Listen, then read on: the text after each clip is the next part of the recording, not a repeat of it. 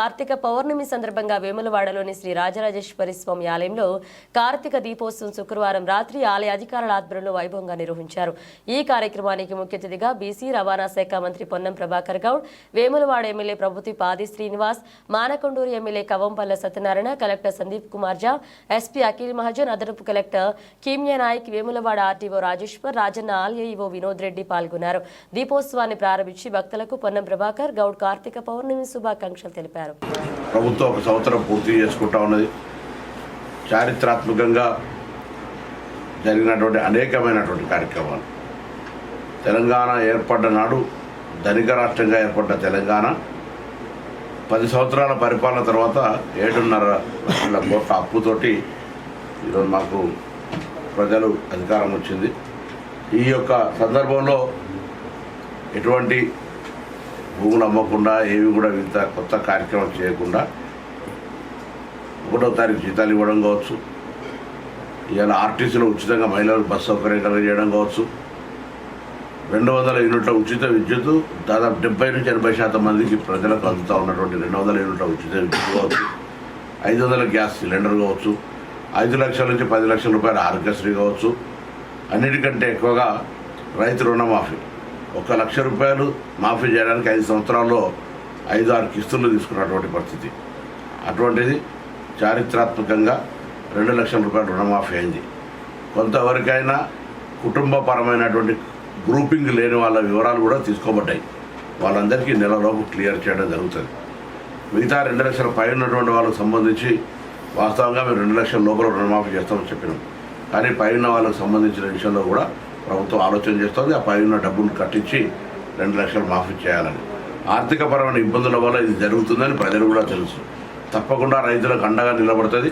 అదేవిధంగా కొనుగోలుకు సంబంధించిన విషయాల కూడా ఎప్పటికప్పుడు రైస్ మిల్లర్లు కూడా కొంత ఇబ్బందికర పరిస్థితుల్లో ఉన్నప్పుడు కూడా వారి డిఫాల్ట్ లేని వాళ్ళందరికీ కూడా ప్యాడీ ప్రొక్యూర్మెంట్ ఛాన్స్ ఇచ్చి ఈరోజు కొనుగోలు ప్రక్రియ చేస్తూ ఉంది. కానీ కొంతమంది డిఫాల్టర్గా ఇవ్వాలని కూడా 20,000 కోట్లు రైతుల ధాన్యాన్ని కొనుగోలు చేసిన పైసలు ప్రభుత్వం చెల్లించినటువంటి ధాన్యం మిల్లర్ దగ్గర పెట్టుకొని ధాన్యము డబ్బు కట్టకుండా ఉన్నటువంటి సొమ్ము 20,000 కోట్లు. ఆ డిఫాల్టర్లకు ప్రభుత్వం అనేక సందర్భాల్లో సామాధాన భేద దండ అన్నట్టుగా అనేక రకాలుగా డబ్బు కట్టమని చెప్తా ఉంది. వారికి ఈసారి రైతుల ధాన్యాన్ని ఇవ్వటం లేదు. వారికి వృత్తిపరంగా కూడా ఇబ్బంది వస్తుంది.